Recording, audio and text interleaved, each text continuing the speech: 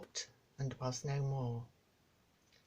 Thousands and thousands of years ago, when the earth was young and new, the world was a very different place to the world that we know today.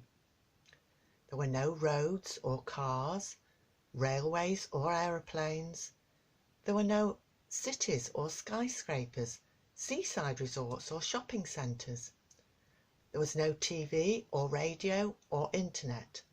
There were less people in the whole world than the number of people who live in a small town like Pershore or Malvern. Quite different to the world that we know today. And yet in other ways it was just the same. People grumbled and found fault with each other. They couldn't enjoy the good things they had without longing for the good things that belonged to others. They said things that were hurtful and got angry with each other. They grabbed and grappled to please themselves. But it wasn't all gloomy.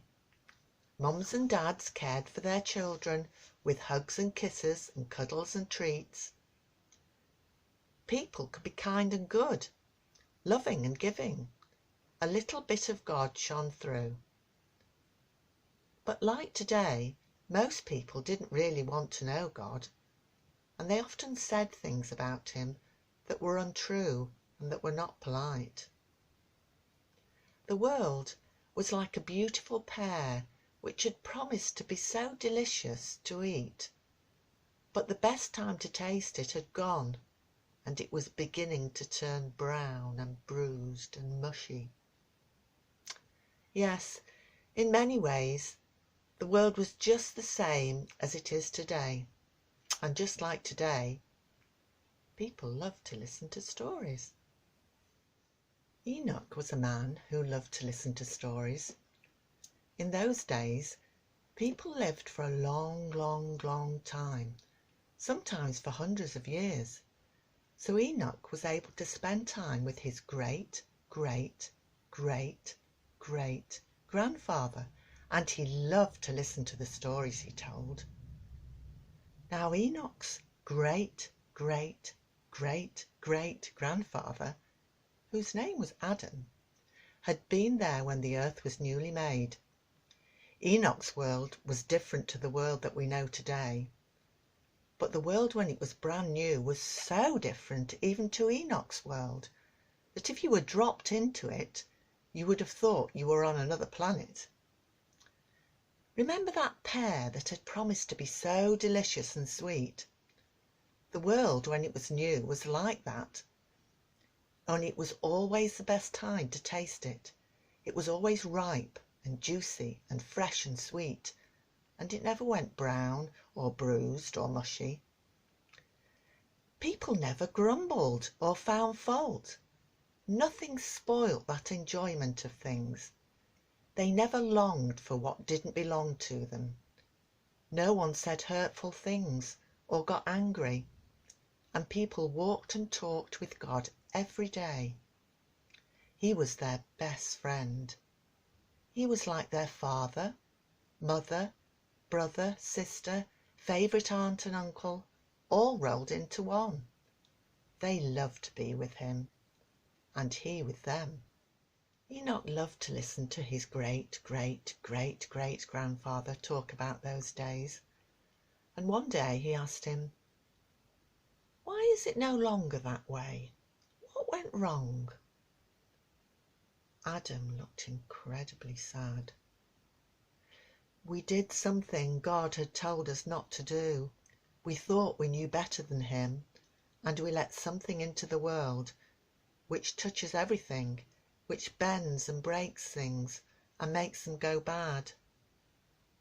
God warned us it would happen, but we didn't believe him, and because of this, one day we will all die." Enoch didn't know what die meant. He had never heard of anyone dying, though he had noticed that the longer people lived, the more they came to look like battered and wrinkled old fruits, and he wondered if that was some sort of dying. When Enoch was 65 years old, something very wonderful happened. Enoch and his wife had a baby boy. They were so happy. They were overjoyed. It changed everything for Enoch. Till then, he had felt like the birthday boy, the centre of attention, the one who was getting all the presents. All the things he'd learned from his mum and dad, from his grandparents, and especially his great-great-great-great-grandfather Adam, were gifts that were his to use and enjoy. But now he felt like just another boy playing pass the parcel. Everything he'd been given he must now pass on to someone else, to his son. And he was glad about this change. He felt he had grown up at last.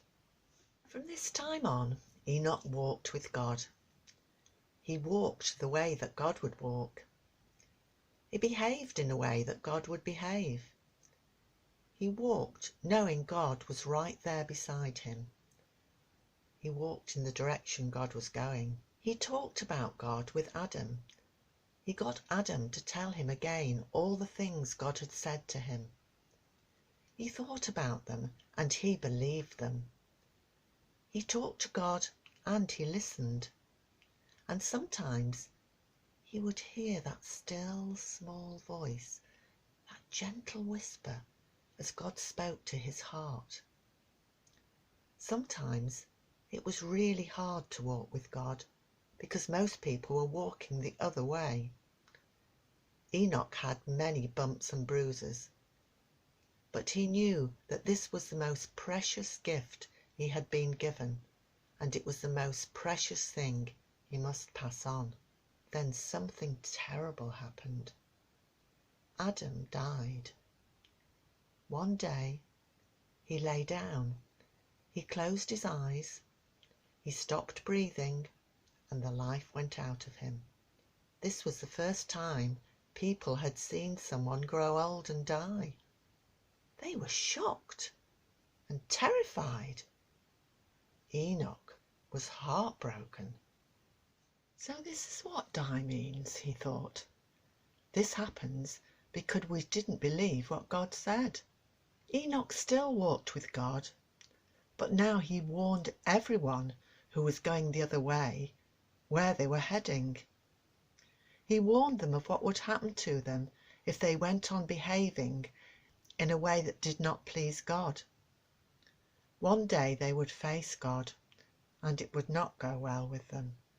Enoch did this for the rest of his life, till one day he was walking with God, and then he was no more, because God took him. Was it because they were closer to God's place than to Enoch's, so they went back there?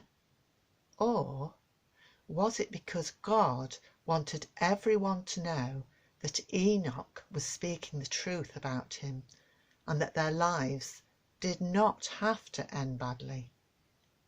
It was not because Enoch warned people what might happen to them and tried to persuade them to walk with God. And it was not because Enoch loved stories and listening to his great-great-great-great-grandfather. It certainly wasn't because he liked mushy pears or because he was good at pass the parcel. It was because Enoch believed God. Because Enoch believed the things God said would happen, God was pleased, and Enoch's name was written in the book of life.